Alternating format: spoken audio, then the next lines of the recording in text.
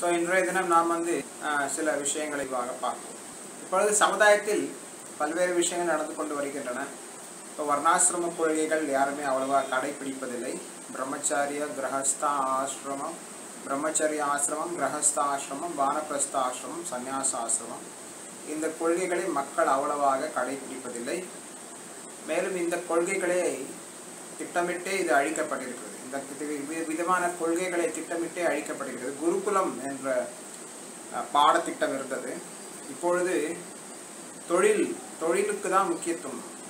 அதாவது கல்வி என்பது நமது கலாச்சார பண்பாடு இதையெல்லாம் சார்ந்ததாக இருக்க வேண்டும். கல்வி மட்டுமே அவசியம் அல்ல, கல்வியுடன் பண்பும் இருக்க வேண்டும்.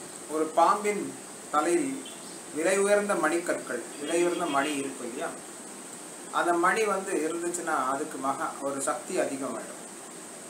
ஆனால் அது பொறாமை பிடிச்ச பாம்போட கூட மிக பொறாமை பிடிச்சது. அது ரொம்ப அகங்காரமாக இருக்கும், சுயநலமாக இருக்கும், பொறாமையாக இருக்கும். அந்த மாதிரி சில நபர்கள் சற்று செல்வமோ, சற்று அழகோ, சற்று வீரமோ, புகழோ ஏதோ ஒன்று இருந்துச்சுன்னு வச்சுக்கோங்களேன், ரொம்ப பொறாமையாக இருப்பாங்க, ரொம்ப தற்புகழாக இருப்பாங்க, தற்பெருமையாக இருப்பாங்க. ஈகோ, ஃபால்ஸ் ஈகோ, நான் தான் எல்லாம்ன்ற மாதிரி இருப்பாங்க. இந்த உலகத்தில் எப்படி நம்ம நிர்கதியாக வர்றோமோ அதே மாதிரி நிர்கதியாக போக போகிறோம். இந்த உலகத்தில் நம்ம எதையே நம்ம நிரந்தரமாக நிரந்தரமாக எது கிடையாது. தற்காலிகமாக நமக்கு அனுபவிப்பதற்கு ஒரு வாய்ப்பு கொடுக்கப்பட்டிருக்கு. நம்ம புண்ணியம் செய்தால் நமக்கு புண்ணிய லோகத்துக்கு போகிறோம், பாவம் செய்தால் பாவிகள் வாழக்கூடிய லோகத்துக்கு நம்ம போகிறோம். மிகவும் பாவம் செய்து நரகத்துக்கு கூட போவாங்க. ஸோ நரக வாழ்க்கை என்பது பாதாள லோகத்தை தாண்டியது. நரக லோகம் எவ்வளோ விதமான நரகம் இருக்கிறத சொல்லப்படுகிறது. அவரவர்கள் செய்யும் பாவ புண்ணியங்களுக்கு ஏற்றாற்போல் அவரவர்கள் வாழ்க்கை அமையும். புண்ணியம் செய்தால் புண்ணிய லோகத்துக்கும், பாவம் செய்தால் பாவிகள் வாழும் லோகத்துக்கும் நாம் செல்கிறோம். இந்த உலகத்தில் எவ்வளவோ விதமான நம்ம ஜீவாத்மக்கள் இருக்கின்றன. 84 லட்சம் வகையான ஜீவராசிகள் இருக்கின்றன. ஜலஜா நவலக்ஷானி ஸ்தாவர லக்ஷவிம்சத்ரி கிருமயோ ருத்ர சங்கியாகா பக்ஷீனாம் தசலக்ஷணம் 30 லட்சாணி பசவஹா 4 லட்சாணி மாணவா. இவ்விதமாக ஆத்மா பயணித்துக் கொண்டிருக்கிறது. 84 லட்சம் வகையான ஜீவராசிகளில் ஆத்மா தனது பயணத்தை மேற்கொண்டு வருகிறது. இதெல்லாம் பாவப்பட்ட பிறவிகள் தான். மனித பிறவி தான் மிக உயர்ந்த பிறவி, 4 லட்சம் வகையான பிறவி. அதுலேயும் ஒரு பாரத பூமியிலே மனுஷ ஜென்ம ஹோயில ஜென்ம சார்த்தக கரி பரோ பரோபகார். ஸோ பாரத பூமியில் பிறப்பது மிக உயர்ந்தது. மனித பிறவிலேயே பாரத பூமியில் பிறப்பது மிக உயர்ந்தது.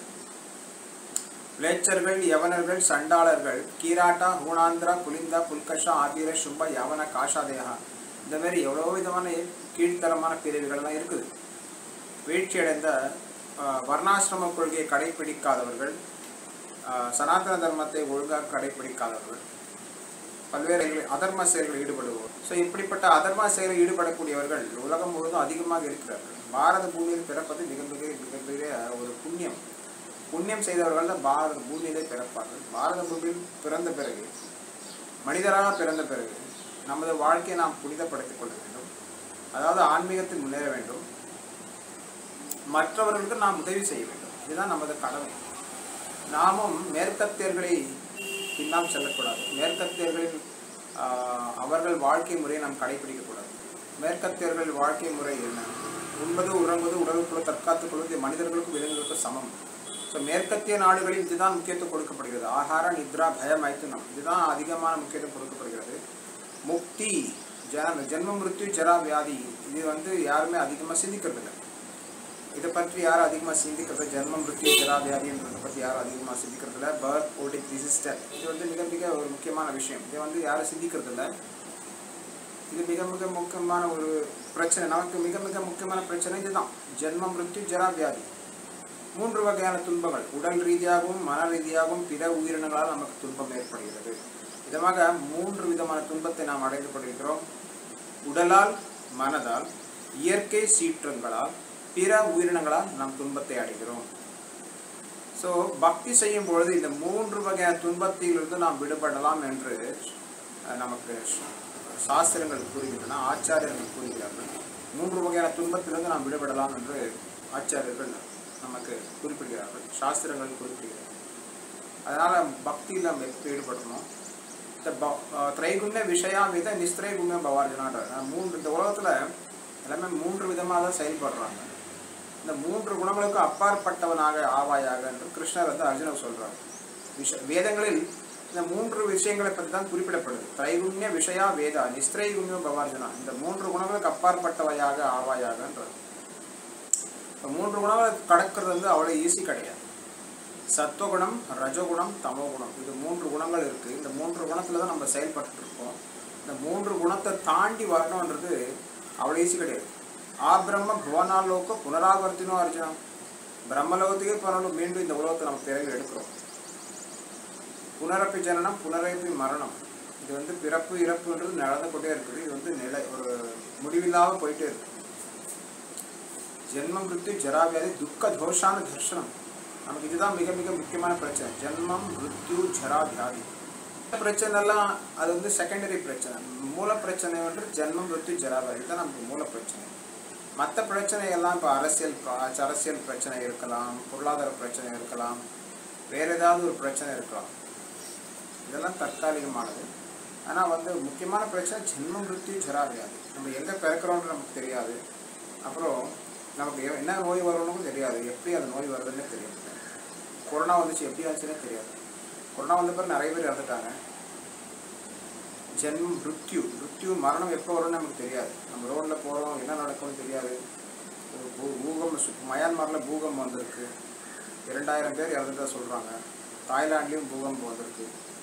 இந்த மாதிரி பூகம்பம் வரலாம், ஆயிரக்கணக்கான மக்கள் பாதிக்கப்படலாம், இறந்து போகலாம், வாகன விபத்துகள் நடக்கிறது. இப்போ ரீசெண்டாக எங்கள் கேஜி கண்டிகை பகுதியில் ஒரு விபத்து நடந்தது, நிறைய பேர் இறந்துட்டதா சொல்லப்படுகிறது. இந்த மாதிரி எங்கே பார்த்தாலும் ஏதாவது நடந்துகிட்டே இருக்குது. உலகத்தில் இப்போ மிருத்யு லோகம் என்று சொல்லுவாங்க. இந்த பூலோகம் வந்து ஒரு மிருத்யு லோகம். இங்கெல்லாம் அல்பாயுஷ் தான். கலியுகத்தில் எல்லாரும் அல்பாயுஷ், அது பூலோகத்தில் இன்னும் அதோட அல்பாயுஷ் தான். கலியுகத்தில் அல்பாயுஷ் தான், பூலோகத்தோட அல்பாயுஷ் தான். மேல்லோகத்தில் இருக்கக்கூடிய தேவதைகள் வந்து நிரந்தரமாக வாழ்கிறாங்க.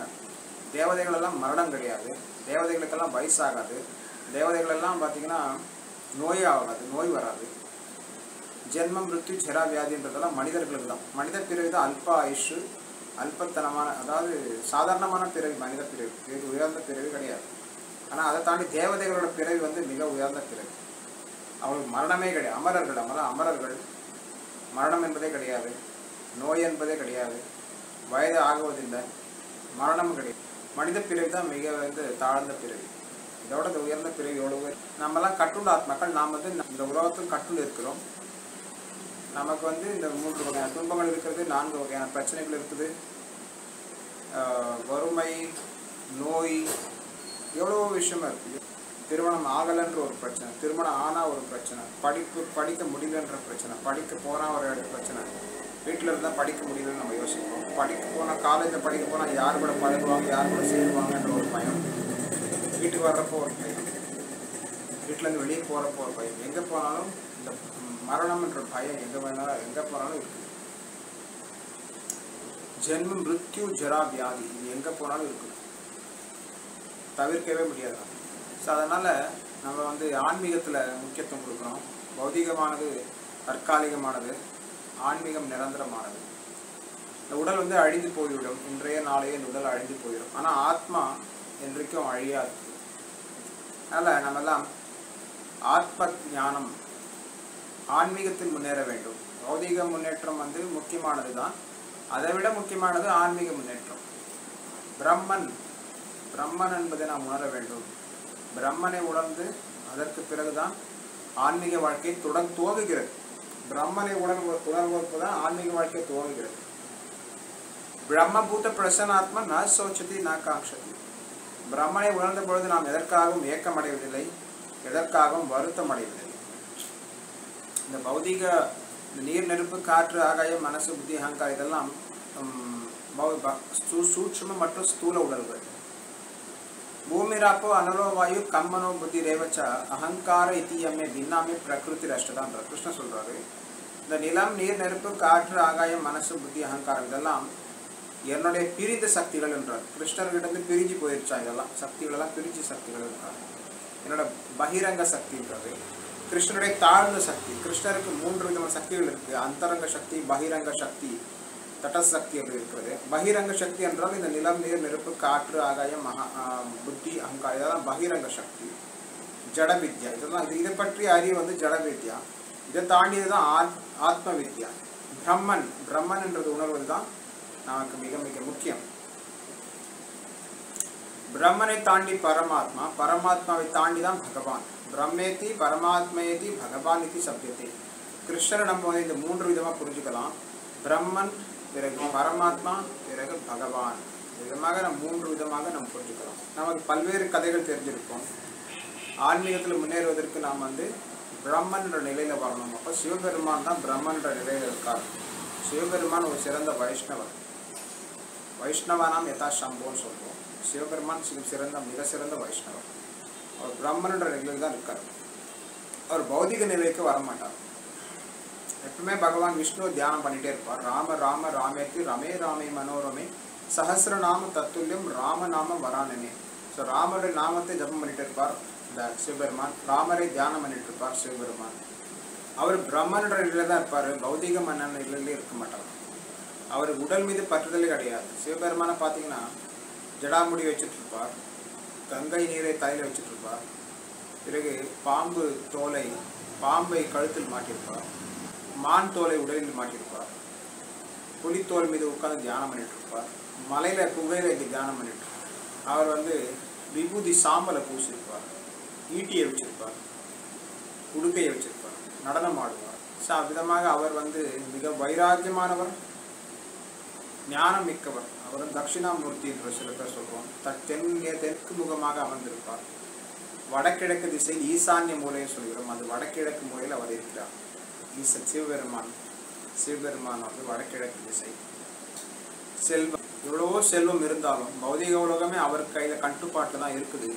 பௌதிக உலகமே அவர் கட்டுப்பாட்டில் இருந்தாலும் அவர் வந்து மிக வைராக்கியமாக இருக்கிறார். அவர் கையில் அவருக்குன்னு ஒரு வீடு கிடையாது. அவருக்குன்னு ஒரு மலையிலோ குகையில தான் வசிச்சுட்டு இருப்பார். அவருக்குன்னு ஒரு வீடு கிடையாது. அவருக்குன்னு ஒரு சொத்து எதுவும் கிடையாது. அவர் வந்து ஞானம் இருக்குது, வைராக்கியமாக இருக்கிறார், ஞானம் இருக்கிறார். உங்களுக்கு ஞானம் வேணும்னா அவரை நீங்கள் போய் அவரோட வாழ்க்கையை நம்ம புரிஞ்சுக்கணும், அவர் கொள்கையை புரிஞ்சுக்கணும். ஞானம் வைராக்கியம் வேணும்னா நீங்கள் அவரை பார்க்கணும், அவரை தான் பார்த்து கற்றுக்கணும். சிவபெருமானை பார்த்து தான் நம்ம ஞானத்தையும் வைராக்கியத்தையும் கற்றுக்கணும்.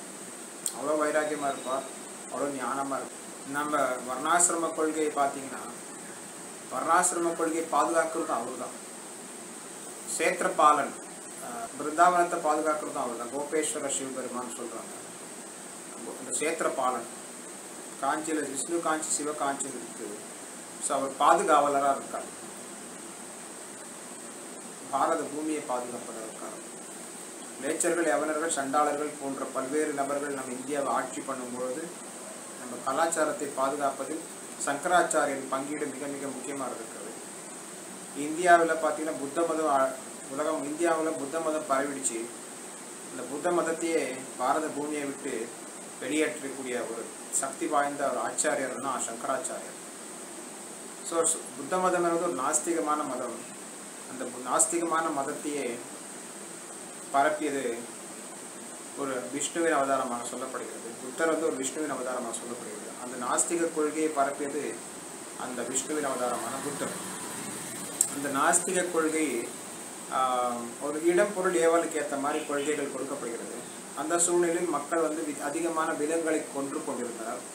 விலங்குகள் மீது கருணை வாய்ந்த பெருமாள் மகாவிஷ்ணு அவர்கள் விலங்குகள் மீது விலங்குகளுக்கு அவர் கொடுக்கும் தீங்கிலிருந்து விலங்குகளுக்கு அவர் கொடூரமாக நடந்து கொள்கிறார். அதை தடுக்க வேண்டும் என்பதற்காக அவர் வந்து புத்த மதத்தை அஹிம்சை தான் உயர்ந்த தர்மம் என்று கொண்டு வந்தார்.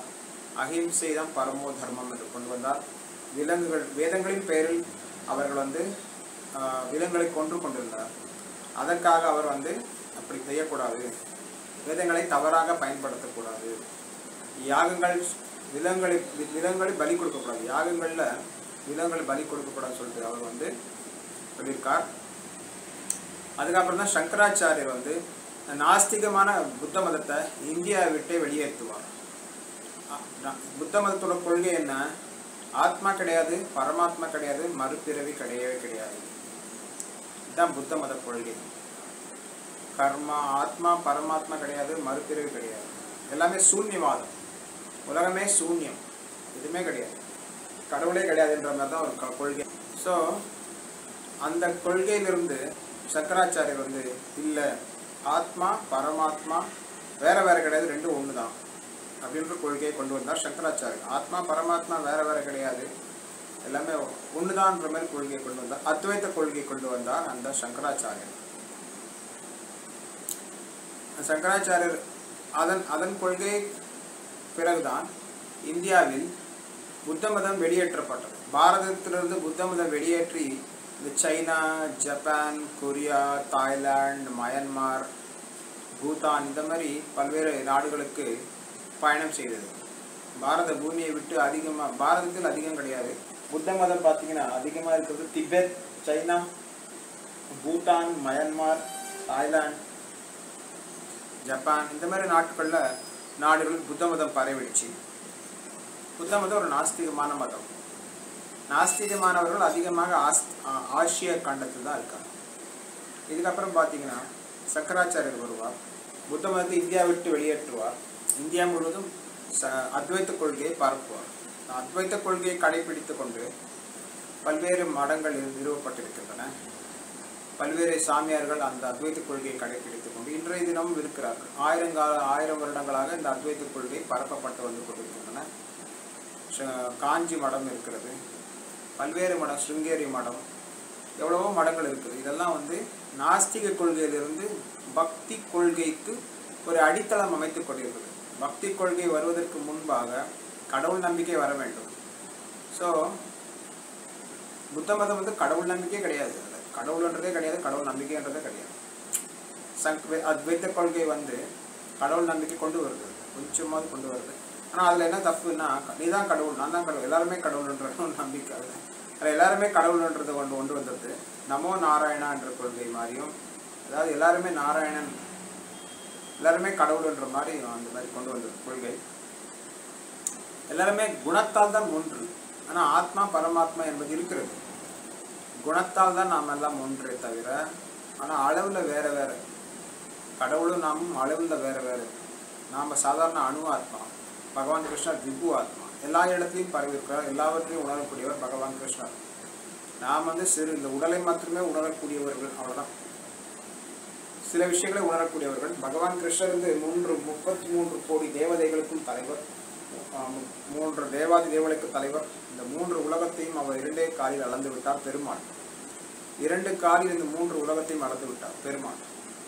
அவர் வந்து அவர் எல்லாருக்கும் தெரியும், எல்லாவற்றையும் உணரக்கூடியவர் பகவான் விஷ்ணு. விஸ்வரூபத்தை எடுத்திருக்கிறார், விஸ்வரூபத்தை இப்போ விஷ்ணு அர்ஜுனனுக்கு காட்டியிருக்கிறார். ஸோ அவ்விதமாக புத்த மதத்திற்கு பிறகு அத்வைத்த கொள்கை, சங்கராச்சாரியர் கொள்கை வந்தது. அதற்கு பிறகு ராமானுஜாச்சாரியர் விசிஷ்டாத்வைத்தத்தை கொண்டு வருவார். விசிஷ்டாத்வைத்தம் என்றால் ஆத்மா பரமாத்மா வேற வேற தான், அவர் குணத்தால் ஒன்றுதான், அளவில் வேற வேற, விசேஷமான விசிஷ்டாத்வைத்தம். அதுதான் விசிஷ்டாத்வைத்தம் என்றால் ஆத்மா பரமாத்மா குணத்தால் தான் ஒன்று தவிர அளவில் வேற வேற. கடவுள் வந்து அளவற்றவர், ஆத்மா ஒரு சிறு அணு தான்.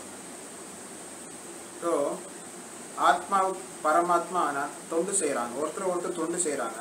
ஆனால் பரமாத்மா வந்து எல்லாவற்றையும் உணரக்கூடியவர், எல்லாவற்றையும் அனுபவிப்பவர். ஆத்மா வந்து ஒரு சிறு சுகத்தை, பரமாத்மாவை தொடர்பில் இருக்கும்போது ஒரு சிறு இன்பத்தை அனுபவிக்கக்கூடியது ஜீவாத்மா. பரமாத்மாவின் தொடர்பிலே இருக்கக்கூடியது ஜீவாத்மா.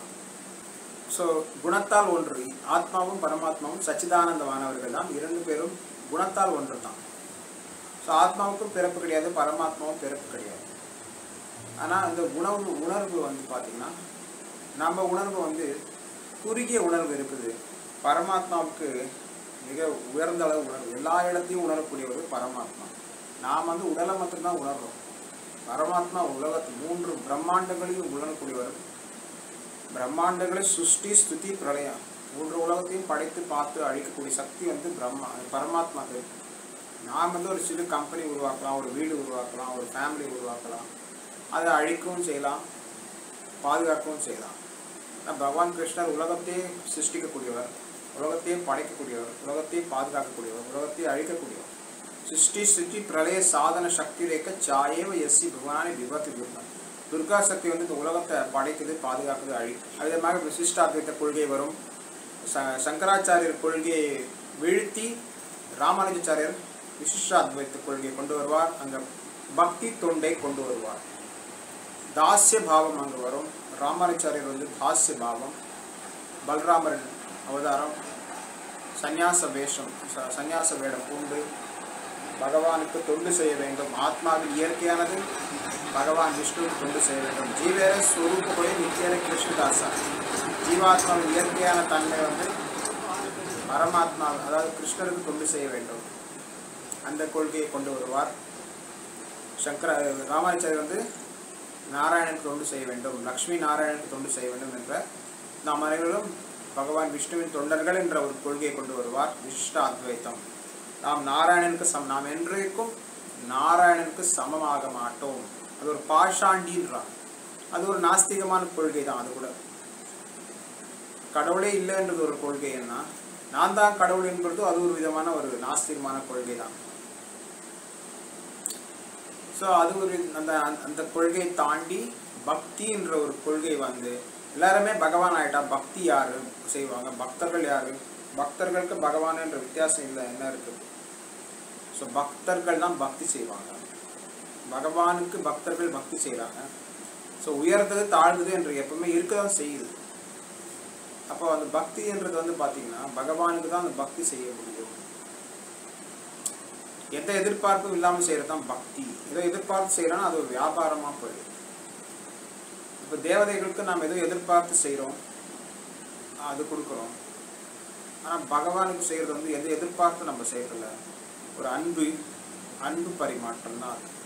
பக்தோசி சகாச்சேதி ரகசியம் ஈருத்தம் என்ற கிருஷ்ணர் வந்து பகவத்கீதை யாருக்கு சொல்றாருன்னா பக்தர்களுக்கு சொல்றாரு. பக்தர்கள்னா யாரு? அர்ஜுனன் ஒரு பக்தன். பக்தோசி ரகசியம், மிக ரகசியமான அறிவு நண்பர்களுக்கு, கிருஷ்ணருடைய நண்பருக்கு சொல்றாரு, கிருஷ்ணருடைய உறவினருக்கு சொல்றாரு.